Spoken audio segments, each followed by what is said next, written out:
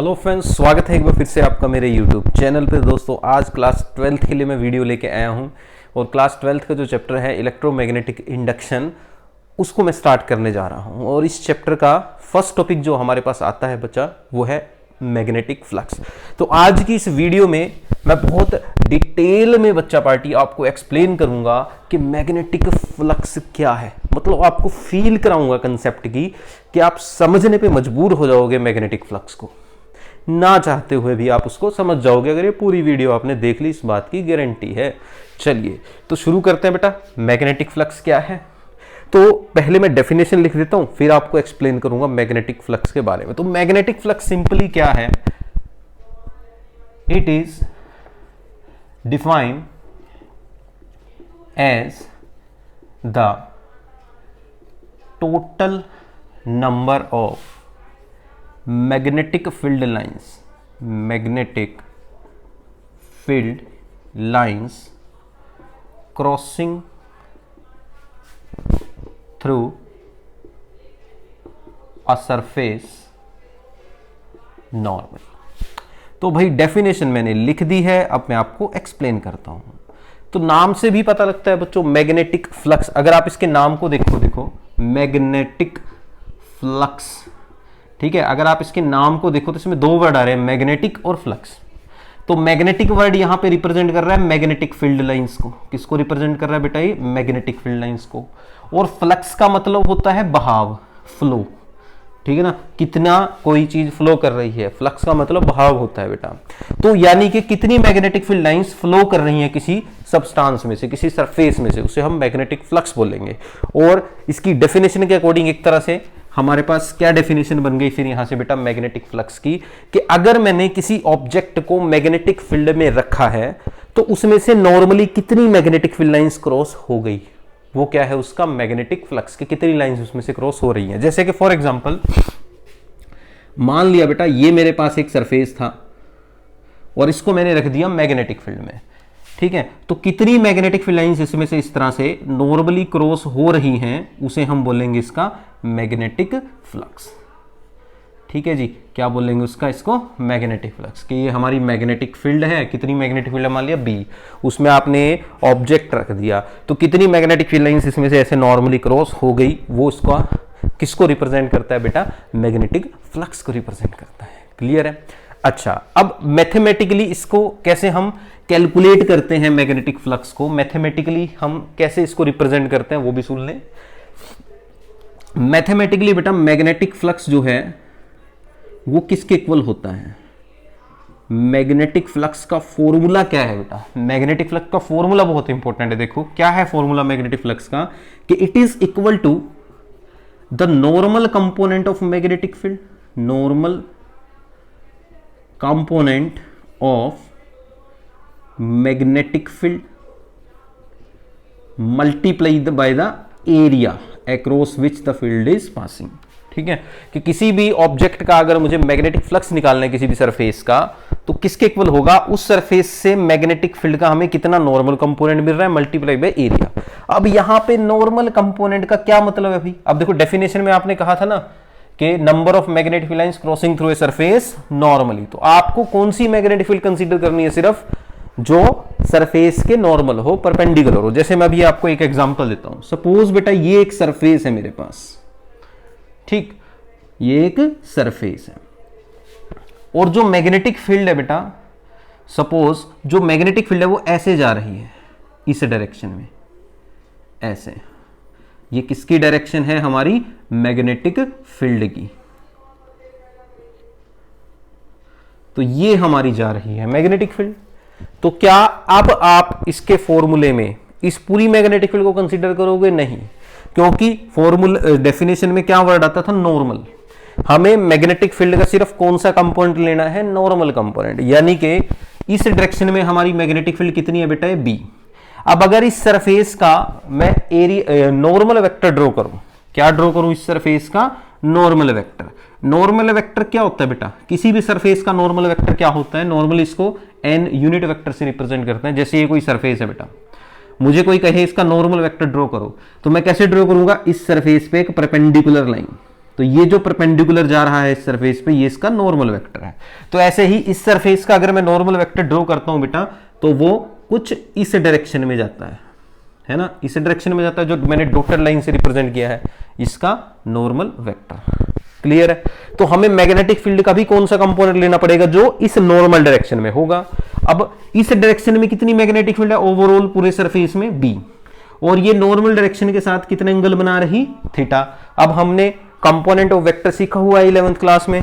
अब magnetic field इस direction के साथ थीटा एंगल बना रही है, तो इस डायरेक्शन में मैग्नेटिक फील्ड का कितना कंपोनेंट होगा, तो ये जो कंपोनेंट हमें मिलेगा इस डायरेक्शन में मैग्नेटिक फील्ड का, ये वाला कंपोनेंट जो मैं डार्क कर रहा हूं, ठीक है, ये इसे बोलते हैं नॉर्मल कंपोनेंट। और ये किसके इक्वल होगा, जितनी टोटल मैग्नेटिक फील्ड है इनटू कॉस ऑफ जितना एंगल बन रहा है। तो नॉर्मल कंपोनेंट क्या हुआ बेटा, बी कॉस थीटा। तो यानी कि जो मेरा मैग्नेटिक फ्लक्स है जिसका सिंबल होता है फाई, इसको क्या बोलते हैं बेटा, फाई, ये जो सिंबल है दिस इज कॉल्ड फाई। तो जो मैग्नेटिक फ्लक्स है फाई, बी सबस्क्रिप्ट में बी लिख देते हैं। बी लिखने का मतलब होता है कि मैग्नेटिक फ्लक्स की बात हो रही है, और अगर सबस्क्रिप्ट में ई लिख दें तो वो इलेक्ट्रिक फ्लक्स हो जाता है, ठीक है। तो मैग्नेटिक फ्लक्स यहां से बेटा हमारा फॉर्मूला बनता है normal component of magnetic field into area. मैंने माना कि मेरा जो ये सरफेस है इसका जो एरिया है वो कितना है, ए, तो normal component into area A. तो नेट मैग्नेटिक फ्लक्स यहां से क्या आ गया बेटा, नॉर्मल कंपोनेंट कितना है, बी कॉस थीटा इनटू ए। तो यहां से मैग्नेटिक फ्लक्स आ जाएगा बेटा बी ए कॉस थीटा। क्या आ जाएगा मैग्नेटिक फ्लक्स हमारा, बी ए कॉस थीटा। ठीक है बेटा, ये आपका क्या आ गया भाई, मैग्नेटिक फ्लक्स आ गया, समझ गए। तो ये फॉर्मूला है मैग्नेटिक फ्लक्स का। तो मैग्नेटिक फ्लक्स कैसे निकलता है किसी भी सरफेस का जिसको मैग्नेटिक फील्ड में रख दिया जाए, कैसे निकलता है बेटा, कितनी मैग्नेटिक फील्ड में रखा है, मल्टीप्लाई बाय एरिया कितना है सरफेस का, into cos of the angle theta. अब इसी को बेटा हम वेक्टर फॉर्म में भी रिप्रेजेंट कर सकते हैं। कैसे रिप्रेजेंट कर सकते हैं, हम वेक्टर फॉर्म में भी रिप्रेजेंट कर सकते हैं। वेक्टर फॉर्म में कैसे लिखेंगे इसको, आप देख सकते हो मैग्नेटिक फ्लक्स का फॉर्मूला आ रहा है बच्चों बी ए कॉस थीटा। अब अगर इसको मैं वेक्टर फॉर्म में लिखूं, अब एक टर्म आती है आपके पास एरिया वेक्टर। एरिया वेक्टर क्या होता है, जो नॉर्मल वेक्टर की डायरेक्शन में हो और जिसका मैग्नीट्यूड एरिया के इक्वल हो, उसे बोला जाता है बेटा एरिया वेक्टर। तो यहां पे अगर मैं इसको वेक्टर फॉर्म में लिखूं तो एक तरह से बन जाता है, क्योंकि एरिया वेक्टर जो है वो इसी डायरेक्शन में होता है जिस डायरेक्शन में नॉर्मल वेक्टर है। तो मैग्नेटिक फ्लक्स हमारा बन जाता है मैग्नेटिक फील्ड और एरिया वेक्टर की डॉट प्रोडक्ट। क्योंकि आपने पढ़ा है दो वेक्टर्स के बीच में एंगल थीटा है और उसका कोस लिया है, तो वो डॉट प्रोडक्ट बनते हैं। 11th में हमने पढ़ा है ए डॉट बी क्या होता है, ए बी कोस थीटा। तो यानी कि मैग्नेटिक फ्लक्स को मैं मैग्नेटिक फील्ड और एरिया वेक्टर की डॉट प्रोडक्ट की फॉर्म में लिख सकता हूं। और बेटा हमने ये भी पढ़ा है कि दो वेक्टर्स की डॉट प्रोडक्ट अपने आप में क्या होती है, एक स्केलर होती है। तो इसलिए जो मैग्नेटिक फ्लक्स है वो एक स्केलर क्वांटिटी है। कैसी क्वांटिटी है बच्चा पार्टी, मैग्नेटिक फ्लक्स एक स्केलर क्वांटिटी है। क्लियर है, आई होप यहां तक आप लोगों को समझ में आ गया। तो अब मैं आपको मैग्नेटिक फ्लक्स की यूनिट बताने वाला हूं। हमने बहुत अच्छे से मैग्नेटिक फ्लक्स को समझ लिया है। अभी जो मैंने मैग्नेटिक फ्लक्स आपको बताया है वो टोटल एरिया की टर्म्स में है। कई बार क्या होता है बेटा, हमें टोटल एरिया ना देके स्मॉल एरिया भी दिया जा सकता है। तो अगर हमें स्मॉल एरिया दिया हो तब भैया फिर मैग्नेटिक फ्लक्स कैसे निकले वो मैं आपको अब जो है बताऊंगा। तो अगर हमें पूरा एरिया ना देके किसी ऑब्जेक्ट का स्मॉल एरिया दिया हो और वहां से स्मॉल फ्लक्स निकालना हो, स्मॉल फ्लक्स मतलब स्मॉल एरिया दिया हो और उससे हमें टोटल फ्लक्स निकालना हो, तो कैसे निकलेगा। देखो सपोज बेटा ये मेरा एक ऑब्जेक्ट है, सरफेस है, और इस सरफेस का सिर्फ मैं इतना कंपोनेंट कंसीडर करता हूं जिसका एरिया कितना है डी, और इसका नॉर्मल वेक्टर इस डायरेक्शन में जाएगा, और जो मैग्नेटिक फील्ड जा रही है वो इस डायरेक्शन में जा रही है बी। तो यहां एंगल थीटा है, तो इस डायरेक्शन में कितनी मैग्नेटिक फील्ड हुई, बी कॉस थीटा। ठीक, अब अगर मुझे स्मॉल एरिया का फ्लक्स निकालना है तो उसको मैं स्मॉल फ्लक्स को मैं डी फाई से रिप्रेजेंट करूंगा। तो ये जो स्मॉल फ्लक्स आएगा ये कितना आने वाला है, मेरा normal component B cos theta into small area d है। तो वेक्टर फॉर्म में अगर इसको लिखता हूं तो ये बन जाता है मैग्नेटिक फील्ड और स्मॉल एरिया की डॉट प्रोडक्ट। तो B dot d A small flux. अब अगर मुझे यहां से टोटल फ्लक्स निकालने को बोल दिया जाए तो मैं स्मॉल फ्लक्स की क्या कर दूंगा बेटा, पूरे सरफेस के लिए इसकी क्या कर दूंगा मैं, इंटीग्रेशन कर दूंगा। क्या कर दूंगा, इसकी इंटीग्रेशन, यानी कि ठीक है, स्मॉल एरिया स्मॉल फ्लक्स की क्या कर दूंगा बेटा मैं, पूरे सरफेस के लिए इंटीग्रेशन, यानी कि जो फ्लक्स है टोटल वो किसके इक्वल होता है, integration over B dot d A. तो ये आप इंटीग्रेशन की फॉर्म में मैग्नेटिक फ्लक्स को रिप्रेजेंट कर सकते हो, यानी कि इंटीग्रेशन की फॉर्म में अगर मैं कहूं तो एक तरह से ये हमारा एरिया है, तो मैं कह सकता हूं कि मैग्नेटिक फ्लक्स बेसिकली किसके इक्वल है, surface integral of magnetic field, है ना, surface integral of magnetic field, ये है हमारा मैग्नेटिक फ्लक्स। क्लियर है जी। अब बेटा इसकी यूनिट डिस्कस करते हैं कि मैग्नेटिक फ्लक्स की बेसिकली यूनिट क्या होती है, what is the unit of magnetic flux, SI unit of magnetic flux. तो भैया फॉर्मूला मैग्नेटिक फ्लक्स का आ रहा है, magnetic field into area into cos theta, है ना, ये बेसिक फॉर्मूला है। यहां से अगर मैं इसकी एसआई यूनिट बनाता हूं बेटा तो क्या बनती है, मैग्नेटिक फील्ड की एसआई यूनिट होती है बच्चों टेस्ला, और एरिया की यूनिट होती है मीटर स्क्वायर, है ना, एरिया की क्या यूनिट होती है, मीटर स्क्वायर। तो यानी कि एसआई यूनिट क्या बन गई, टेस्ला मीटर स्क्वायर, कोस की तो कोई यूनिट होती नहीं, ठीक है। तो या तो एसआई यूनिट हम यूज करते हैं टेस्ला मीटर स्क्वायर, या एक स्टैंडर्ड इसकी यूनिट यूज की जाती है वेबर। क्या यूज की जाती है बेटा, इसकी स्टैंडर्ड यूनिट हम जो यूज करते हैं दैट इज वेबर, ठीक है। और जो वेबर का सिंबल है, ठीक है, वो होता है W और स्मॉल v। तो ये हुई इसकी एसआई यूनिट। क्लियर है जी, सबको समझ में आ गया। इसी तरह से अब हम इसकी सीजीएस यूनिट भी निकाल लेते हैं। सीजीएस यूनिट क्या बनती है फ्लक्स की, भाई मैग्नेटिक फील्ड की सीजीएस यूनिट क्या है, गॉस, और एरिया की सीजीएस यूनिट क्या हुई, सेंटीमीटर स्क्वायर। तो यानी कि सीजीएस यूनिट क्या हुई मैग्नेटिक फील्ड इसकी फ्लक्स की, गॉस सेंटीमीटर स्क्वायर, या एक स्टैंडर्ड यूनिट इसकी जगह यूज की जाती है दैट इज मैक्सवेल। ये एक साइंटिस्ट थे, उनके नाम पे यूनिट रखी गई है सीजीएस मैग्नेटिक फ्लक्स की, विच इज मैक्सवेल। और वेबर और मैक्सवेल में क्या रिलेशन है बेटा, वेबर और मैक्सवेल में क्या रिलेशन है, 1 वेबर इक्वल होता है 10⁸ मैक्सवेल। इसको हम प्रूव भी कर सकते हैं। कैसे प्रूव करेंगे कि 1 वेबर में 10⁸ मैक्सवेल होते हैं, देखो तो देखो बेटा, अगर मैं लिखता हूं 1 वेबर तो इसका मतलब हुआ 1 टेस्ला मीटर स्क्वायर, है ना।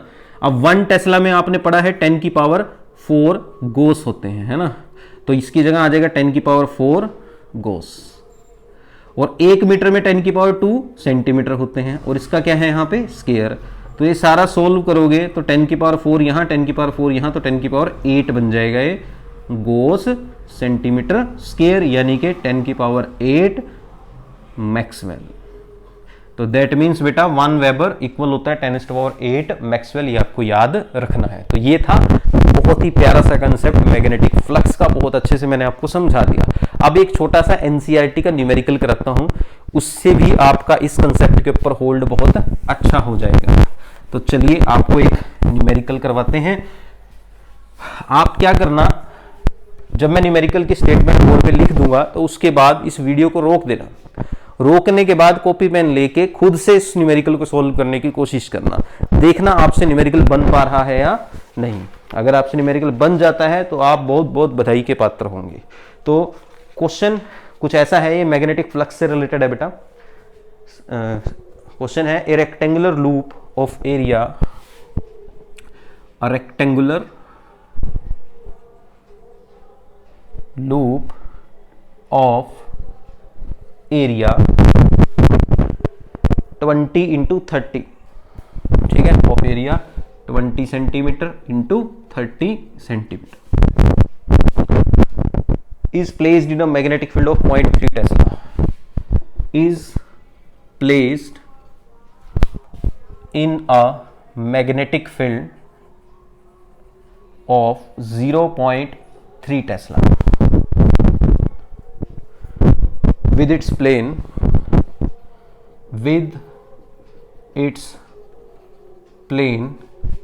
number 1, with its plane number 1 normal to the field, normal to field, number 2 inclined 30 degree to the field, inclined 30 degree to the field and number 3 parallel to the field, parallel to field. Find magnetic flux in each case.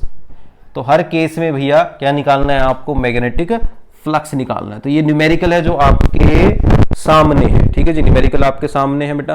तो कैसे solve करेंगे इसको, देखो क्या कहा है आपको कि एक रेक्टेंगुलर लूप है जिसका एरिया कितना है 20 इंटू 30, यानी कि लेंथ है 20, ब्रेड्थ है 30। तो पहले एरिया निकाल लो। तो एरिया बेटा किसके इक्वल होगा, एरिया कितना दिया है 20 इंटू 30। अब ये जो एरिया आएगा ये किसमें है, सेंटीमीटर स्क्वायर में। इसको किस में कन्वर्ट करना पड़ेगा, मीटर स्क्वायर में। तो यानी कि ओवरऑल आपका आंसर आने वाला है 20 इंटू 30 कितना बनेगा आपका 600 इंटू 10 की power -4 metre square. Centimetre square को मैंने मीटर स्क्वायर में कन्वर्ट कर लिया। 1 सेंटीमीटर में कितने मीटर होता है, 10 की पावर -2 मीटर। ठीक है बेटा। तो यहां से एरिया आपका बन गया 6 इंटू 10 की पावर -2, ये 2 जीरोस इससे कैंसिल हो गई। तो ये आपका आ गया बेटा एरिया। अब आप अलग अलग केसेस में मैग्नेटिक फ्लक्स निकाल लेंगे। तो पहले फर्स्ट केस डिस्कस करते हैं। देखो फर्स्ट केस है और मैग्नेटिक फील्ड कितनी दी है आपको, मैग्नेटिक फील्ड दी है 0.3 टेस्ला। तो फर्स्ट केस है आपका, अभी इन्होंने देखो क्या कहा है, एक रेक्टेंगुलर लूप है जिसका एरिया इतना है, it is placed in a magnetic field, इतनी मैग्नेटिक फील्ड में रखी है, एक लूप है जिसको मैग्नेटिक फील्ड में रखा है विद इट्स प्लेन। अब यहां पे ध्यान रखने वाली बात क्या है बेटा, ये जो एंगल्स आपको बताए गए हैं वो प्लेन के साथ बताए गए हैं। प्लेन समझते हो, जैसे ये मेरा हाथ है, इसका प्लेन क्या है, ये सरफेस, ये इसका प्लेन है। ठीक है, तो ये जो लूप है पहला केस है, इसका जो प्लेन है नॉर्मल है फील्ड के। पहला केस क्या है, जब प्लेन जो है कोयल का, रेक्टेंगुलर लूप का plane of coil is normal to field. ये फर्स्ट केस है भाई कि मैग्नेटिक फील्ड के हमारा जो प्लेन है वो नॉर्मल है, यानी कि परपेंडिकुलर है। अब ध्यान से देखो, डायग्राम बना के देखते हैं, उससे आपको क्लियर होगा। ठीक है, कि हमारा जो प्लेन है वो मैग्नेटिक फील्ड के क्या होने वाला है बेटा, परपेंडिकुलर। तो इसका मतलब हुआ डायग्राम कुछ ऐसा बनेगा, मान लीजिए ये आपकी लूप है,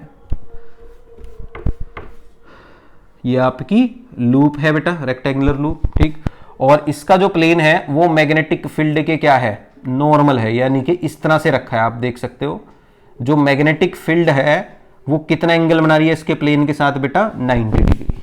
ठीक, अब फ्लक्स कैसे निकलेगा इस केस में, फ्लक्स में हम कौन सा एंगल लेते हैं, अब इस प्लेन का जो नॉर्मल वेक्टर होगा वो इस डायरेक्शन में जाएगा बेटा, और मैग्नेटिक फील्ड भी इसी डायरेक्शन में जा रही है। तो मैग्नेटिक फील्ड और नॉर्मल वेक्टर के बीच में कितना एंगल है इस केस में, 0। तो यानी कि इस केस में एंगल कितना होने वाला है, 0। तो फ्लक्स कितना आएगा बेटा, बी ए कॉस थीटा। तो फ्लक्स आ जाएगा आपका बी कितना है 0.3, एरिया कितना है 6 इंटू 10 की पावर -2 इंटू कॉस 0। कॉस 0 कितना होता है बेटा 1, तो ये बना 0.3 इंटू 6 इंटू 10 की पावर -2, कॉस 0 आपका 1 हो गया। तो ये सारी कैलकुलेशन जब आप सोल्व करोगे तो आपका आंसर आएगा 1.8 इंटू 10 की पावर -2, 1.8 इंटू 10 की पावर -2 वेबर। तो this is the answer for the first case. I hope आपको समझ में आ गया। अगर ये लिखना है तो अभी वीडियो को पॉज करके आप लिख सकते हो, मैं मिटाने जा रहा हूं। अब आप सेकंड केस देखेंगे बेटा। सेकंड केस है बच्चों आपका जिसमें एंगल 30 डिग्री है। मतलब आपकी जो लूप है, लूप का जो प्लेन है, loops plane is at 30 degree with field. ठीक है, लूप का जो प्लेन है भैया वो मैग्नेटिक फील्ड के साथ 30 डिग्री का एंगल बना रहा है। जैसे ये हमारी जा रही है मैग्नेटिक फील्ड, और जो हमारी लूप है इस बार बेटा वो ऐसे रखी है, सपोज ऐसे रखी है, सच दैट कि ये जो लूप का प्लेन है ये कितना एंगल बना रहा है मैग्नेटिक फील्ड के साथ, 30 डिग्री। आया समझ में, कितना एंगल है ये यहाँ पे, 30 डिग्री। ये क्वेश्चन है। अब कुछ बच्चे यहाँ बहुत बड़ी गलती करते हैं, वो थीटा फॉर्मूले के अंदर कितना लेके चल रहे थे, क्योंकि आपने मैग्नेटिक फ्लक्स का फॉर्मूला पढ़ा है बी ए कॉस थीटा। बहुत से बच्चे थीटा यहाँ 30 डिग्री लेके कर देते हैं क्वेश्चन को, और गलत हो जाता है। भैया ये जो एंगल है ये किसके बीच में होता था, एरिया वेक्टर और मैग्नेटिक फील्ड के बीच में, या कहो नॉर्मल वेक्टर और मैग्नेटिक फील्ड के बीच में। लेकिन अभी ये जो एंगल है ये प्लेन और मैग्नेटिक फील्ड का है। इस सरफेस पे जो नॉर्मल ड्रॉ होगा वो इस डायरेक्शन में ड्रॉ होगा। देखो हमारा सरफेस ऐसे है बेटा, ऐसे, तो इसका नॉर्मल ऐसे जाएगा ना, तो नॉर्मल ऐसे जाएगा, तो मैग्नेटिक फील्ड के साथ कितना एंगल बनाएगा, ये 30 है, तो 90 माइनस 30 कितना, 60 डिग्री। तो इसका मतलब इस केस में थीटा कितना होगा, 60 डिग्री। तो फ्लक्स कितना आएगा, मैग्नेटिक फील्ड 0.3, एरिया है आपका 6 × 10⁻⁻² इंटू cos 60, cos 60 की वैल्यू रख दो, 1/2 होती है cos 60 की वैल्यू। तो आपका आंसर यहां से सॉल्व करके आ जाएगा 0.3 × 6 × 10⁻⁻² cos 60 की वैल्यू 1/2 सॉल्व किया तो आंसर आया 0.9 वेपर। तो this is your answer for the second question. Clear है बेटा। अब आते हैं लास्ट पे, इसमें कंसेप्ट समझ में आई 30-60 वाली, तो इस चीज का ध्यान रखना है एग्जाम में। अब आते हैं बेटा थर्ड पे। थर्ड क्या है, पैरेलल टू द फील्ड, कि जब आपने इसको इस तरह से रख दिया अपनी लूप को कि ये मैग्नेटिक फील्ड के क्या आ रही है, पैरेलल, तो बच्चा पार्टी ये आपकी क्या जा रही है, मैग्नेटिक फील्ड जा रही है। ठीक है, तो मैग्नेटिक फील्ड के प्लेन क्या हो गया, पैरेलल। तो अब क्या होगा, अब नॉर्मल वेक्टर तो इसका ऐसे जाएगा ऊपर की तरफ, तो अब नॉर्मल वेक्टर मैग्नेटिक फील्ड के साथ कितना एंगल बना रहा है, 90। तो इस केस में बच्चों थीटा होने वाला है 90 डिग्री, और अगर थीटा 90 है तो फ्लक्स कितना होगा, BA cos 90। भैया cos 90 की वैल्यू तो 0 होती है, कितनी होती है, 0 होती है। तो इसका मतलब फ्लक्स इस केस में कितना आएगा, 0 आएगा। तो ये था हमारा टॉपिक जिसमें हमने मैग्नेटिक फ्लक्स को कवर किया और मैग्नेटिक फ्लक्स से रिलेटेड एक इंपॉर्टेंट न्यूमेरिकल किया। तो एग्जाम में मैग्नेटिक फ्लक्स का अगर न्यूमेरिकल आता है तो वो इस तरह का आएगा। ठीक है, एक और टाइप मैग्नेटिक फ्लक्स के न्यूमेरिकल का आ जाता है कई बार, जिसमें मैग्नेटिक फील्ड को वेक्टर की फॉर्म में दिया होता है और आपको एरिया भी वेक्टर की फॉर्म में दिया जा सकता है। तो तब फ्लक्स कैसे निकालते हैं, एक छोटा सा क्वेश्चन उसका ऐसे ही मैं बना के करके दिखा देता हूं। जैसे मान लिया आपके पास क्वेश्चन आ गया, क्वेश्चन आ गया इस तरह से कि a loop of length suppose 1 metre and breadth 2 metre is placed in XY plane. कौन से प्लेन में रखी है बेटा, ये लूप XY प्लेन में रखी है। ठीक है, and the magnetic field is, magnetic field आपको दिया बेटा B is equal to 2I plus 3J plus 4K tesla. ठीक है, ये वेक्टर फॉर्म में दिया, IJ की फॉर्म में। Find the flux. तो ये क्वेश्चन कैसे करोगे, ये कैसे करोगे, क्वेश्चन कैसे करोगे, कैसे करोगे बेटा क्वेश्चन को। अब आपको IJ की फॉर्म में मैग्नेटिक फील्ड दे दी है। सबसे पहले तो आप एरिया निकालो। यहां पे आपको लेंथ कितनी दी है भाई, 1 मीटर, ब्रेड्थ कितनी दी है भाई, 2 मीटर। तो एरिया क्या होता है, लेंथ इंटू ब्रेड्थ। तो एरिया आपका आ जाएगा 1 × 2, तो एरिया आ जाएगा बेटा आपका 2 मीटर स्क्वायर। ठीक है, अब इस एरिया की हमें क्या देखनी पड़ेगी, डायरेक्शन, मतलब एरिया वेक्टर देखना पड़ेगा। अब आपको दिया है लूप कौन से प्लेन में है, XY प्लेन में। ये आपका X एक्सिस, ये आपका Y एक्सिस, और ये मान लिया आपका Z एक्सिस। तो आपकी जो लूप रखी है वो XY प्लेन में रखी है। कौन से प्लेन में रखी है लूप बेटा, आपकी XY प्लेन में रखी है। देखो ये X एक्सिस है और ये Y एक्सिस है, loop is in XY plane. अब अगर लूप XY प्लेन में है तो एरिया वेक्टर या नॉर्मल वेक्टर कौन से प्लेन में होगा, Z वाले में। ऐसे होगा ना बाहर की तरफ, तुम्हारी तरफ Z वाले में। यानी कि आपको पता है X के साथ हम I कैप लेते हैं, Y के साथ J कैप लेते हैं और Z के साथ K कैप लेते हैं। एक चीज तो क्लियर होगी कि जो एरिया वेक्टर होगा उसकी डायरेक्शन Z वेक्टर होगी। यानी कि अगर मैं इसको एरिया वेक्टर को इसको वेक्टर की फॉर्म में लिखूं तो ये बनता है मैग्नीट्यूड कितना है 2 और डायरेक्शन क्या है, Z डायरेक्शन है, तो साथ में लगेगा K। तो यहां एरिया हुआ बेटा हमारा 2K। तो फ्लक्स कितना आ जाएगा, फ्लक्स आ जाएगा मैग्नेटिक फील्ड और एरिया वेक्टर की डॉट प्रोडक्ट। तो यहां से बेटा फ्लक्स आपका बन जाएगा, मैग्नेटिक फील्ड कितनी है आपकी 2I plus 3J plus 4K dot area vector कितना है बेटा 2K। ठीक, तो फ्लक्स यहां से क्या आ जाएगा, अब डॉट प्रोडक्ट तो आती है ना सॉल्व करनी, I वाले को I वाले से मल्टीप्लाई करते हैं, J वाले को J वाले से, K वाले को K। अब यहाँ I के साथ 2 है, यहाँ K यहाँ आई है ही नहीं, यहाँ जे है, यहाँ जे है ही नहीं, यहाँ के साथ 4 है, यहाँ के साथ 2 है, तो के को के से ही मल्टीप्लाई करना है के वाले से, तो 4 दूनी 8, बाकी सारे जीरो हो जाते हैं, तो 8 वेपर, तो ये आंसर आ जाएगा। तो इस तरह के भी क्वेश्चन कई बार हमें बेटा देखने को मिलते हैं, तो बहुत ध्यान से मैग्नेटिक फ्लक्स के क्वेश्चंस को सॉल्व करना होता है। उम्मीद है आपको मैग्नेटिक फ्लक्स का टॉपिक बहुत अच्छे से समझ में आ गया होगा। अगर आप पहली बार अपनी इस प्यारे प्यारे फ़ोन की स्क्रीन पे मेरी ये वीडियो देख रहे हो तो चैनल को सब्सक्राइब कर लो, वीडियो को हो सके तो लाइक कर दो। आपको ऐसे ही और भी वीडियोस मिलेंगी।